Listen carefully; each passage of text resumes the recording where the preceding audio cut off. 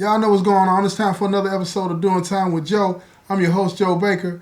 Look here, y'all. I want to talk to y'all about this guy that made parole on his way home, and he ends up getting into a fight and puts all of that at risk. I'm going to tell you the details of the story and all the dirty little facts about it so that you can get a full understanding as to why I think this story is important. And I want people that particularly have a loved one that is incarcerated, that is up for parole or has already been up for parole. I want you to pay attention to this story because the way they talk, the way they act, right, even after they've made parole, is a good indicator of how they might act out there. You know what I'm saying? Don't get me wrong. I understand still being in this environment, you have to conduct yourself a certain way, right? But when you're on your way out, a lot of guys, they wait until they're on their way out to change. My thing is, this is something that people should be working on from the first day they get here. Work on your change when you get here, and then by the time you get ready to go home, then the new person is there. You feel what I'm saying? A lot of guys wait to the end and they find it hard to turn it off. So they still fall into the traps that are set for us when it comes to the criminal lifestyle and that mindset. So I want you to enjoy this show, and I hope you get something from it, especially those of you that have a loved one in prison that is going up for parole sometime soon, or maybe already been up for parole. This will give you some indication as to whether this person is ready or not, right? So sit back, relax, and enjoy the show.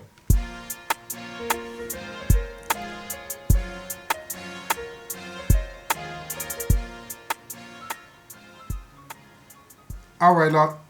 Let me jump right into this, Look here. A lot of people that are ready to go home, get ready to go for parole, or already gone off for parole, they find it hard to turn that button off, right? They've been in here for years, and they've been conducting and carrying themselves a certain way just to make it through this environment, right? Now, this individual that I'm talking about, he's been here about 2 or 3 years, and when he first got here, he was a bully. He's a very big dude, right? Very big dude. And a lot of people in here were afraid of him because of the way he conducted himself and carried himself. He got in trouble a few times in the gym, on the basketball court, and he got in trouble a few times in the units by trying to bully people. You know, in the pods, we have a television is for the whole pod, right? And he would come in the TV room, and depending on who was in there, especially, you know what I'm saying, guys that were way smaller than him, he'd come in there and he'd take the remote control. And he'd change the channel to what he wanted to. And then he'd keep that remote control, take it into the cell with him, keep it in the cell with him during the count, so that nobody could change the channel before he came back out to look at whatever they wanted to look to. When he come out of the cell, he can look at whatever he wanted to look at. In the cell, he was hard on his cellie because his cellie was probably 200 pounds lighter than him. He bullied him, took commissary from him, all of these types of things, right? Until one day, he got into it with this little bitty guy. I'm talking about this little bitty guy, but he was a scrapper. And this little dude, he had gotten tired of him pushing him around and bullying him. So he fired on him when he wasn't looking. And look here, y'all, dropped him to his knees. So the big guy took that and started to change his behavior. And everybody noticed it. He started acting nicer towards people, treating people in the way that he wanted to be treated, all of these types of things. But it was still something off about him. He still had these anger issues where he would get mad and upset about certain things, right? So anyway, he continues to put on this face of being the changed person until he was able to get put in the honor unit. And when he got moved to the honor unit, he was around most people in the honor unit that they're not looking for any trouble. If you're in the honor unit, that means that you haven't had a write-up in over a year, or at least a year, and you have to maintain that write-up free jacket to stay in the unit. So most people in the honor unit do not do anything. You couldn't make them do anything, to be honest about it, because they don't want to blow the situation that they have. And let me get to this guy. This guy went up for parole, and he made it. The first time he went up, he made it. And everybody was happy for him to see him be able to go home. That's cool. I understand that, right? But a lot of people were like, he hasn't changed. And I would be like, why? Why do you say that? Man, it's just something weird about it, something off about it. I'm like, okay, but you don't know that. So not too long before I decided to do this episode, right? I was out back and I was kicking it with some of the guys, and they were telling me that this guy got into a fight with his cellie last night. I'm like, really? They were like, yeah, really. I'm like, well, tell me what happened. And they said that one of the guys, well, the guy that I'm talking about, he was watching a movie, right? And his cellie had to use the restroom. So when the other guy got up, the bully, change bully, when he got up to go get him some water outside the cell, he went somewhere outside the cell. So when he did that, his cellie took the opportunity to use the restroom, to put the violation up. So letting him know he's using the restroom, right? So when he came back, he saw the violation up, and we got these signs that say restroom in use or whatever. When he saw that up, he knew that his cellie was using the restroom, so he had to stand outside the cell and wait until he was done. That's what we all have to do when your cellie has to use the restroom. You know what I mean? It's just what it is. So in the meantime, in between time, while he's waiting outside, the movie that he wanted to watch is playing. So he didn't get to watch the movie that he wanted to watch, the ending part of it, right? So when he gets back in the cell, he tells his cellie that was disrespectful for him to do that. And his cellie said, what do you mean by that? He said, it was disrespectful for you to wait till I left out of the room to use the restroom. He said, wait a minute. I'm supposed to wait until you leave out of the room. He said, but you didn't even tell me that you were going to be using the restroom. He said, man, I don't have to check in with you. So now the bully says, hold up, man. You being disrespectful now, just running your mouth. And I done said what I said. So his roommate, both of these guys are huge. Let me make sure I point that out. Both of these guys are huge, 300 plus. Both of them.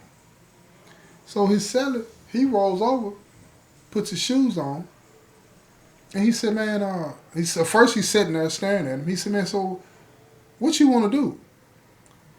So dude said, man, I done said what I said, man. You heard what I said. You being disrespectful, man. If you keep on, it's going to be what it's going to be. So his cellie looked at him for a second and then took off, rushed him. He tried to jump up off the bunk and meet him like two sumo wrestlers. But because his cellie had the momentum, ran him back into the wall on the bunk. Now he's down. He got him. He can't get up. Puts him in the headlock, pop him a couple of times in the head. So then guess what he do? He scratch him in the face. And then his cellie's like, you old B, you know what I'm saying, for scratching him in my face. So he kept whooping him some more. Then he threw him down on the ground. Then he told him, get up. Then when he got up, he rushed him again and ran him all into the wall. Just banging him around like he only weighed 300 pounds. Banging him around. Now keep in mind, his cellie workout he don't. So he ain't got no strength. You know what I'm saying? He just big. Right? Now check this out. After he gets whooped, he don't come out of the cell. That's important around here, because if you don't come out of the cell, eventually the police come looking for you. They want to see you. They want to see what you look like. And if they know that your routine is you usually come out of the cell, you go to work, you do this, and now all of a sudden it stops, they start to look to see is anything wrong. Okay? So they're looking for him. Ain't nothing wrong. He looks banged up a little bit, but, they really just look past it. Let's say that.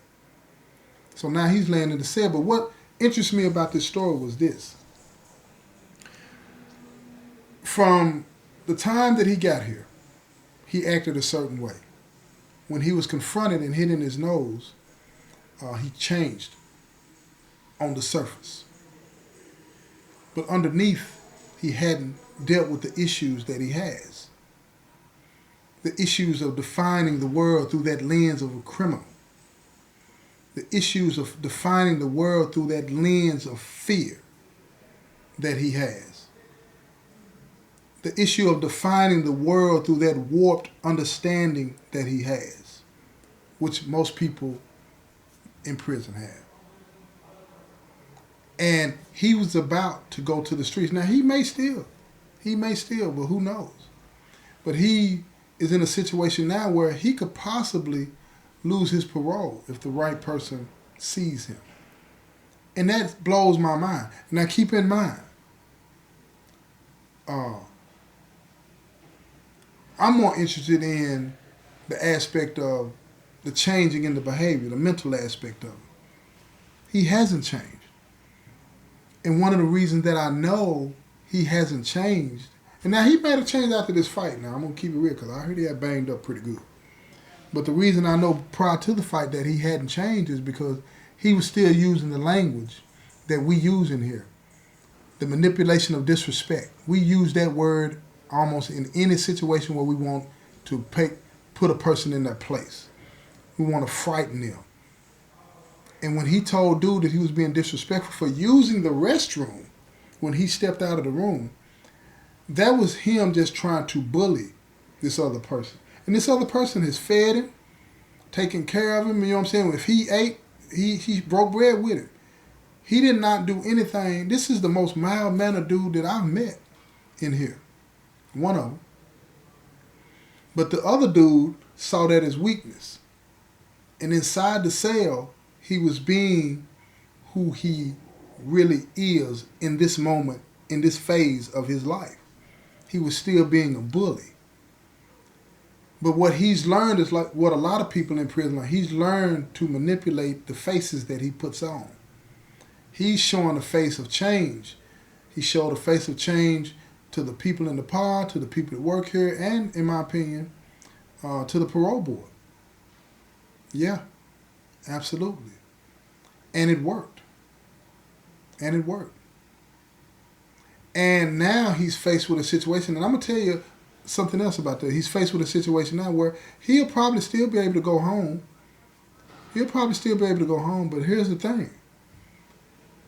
If he's afraid, and I say it's fear, if he's afraid of his situation, as far as being able to go home and not confronting the real issues that he has going on with him, if he's afraid to confront those under these circumstances, when will he confront it?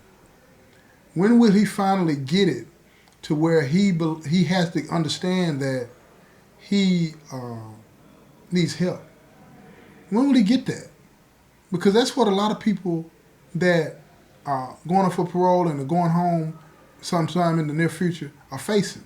And that's why I say this is an important episode for those loved ones out there. You have to understand that if you have a loved one that's in here that's still participating in the lifestyle mentally, it's just as dangerous when it comes to actually physically carrying out, whether it be a robbery, selling drugs, murder, rape, whatever the case may be. If they're still participating in that lifestyle mentally, then you got a problem. Still using the language. Still talking about people that snitch or don't snitch. Trust me, I understand that a lot of people think that that's cool to be talking like that or saying stuff like it, but it's not. It's not.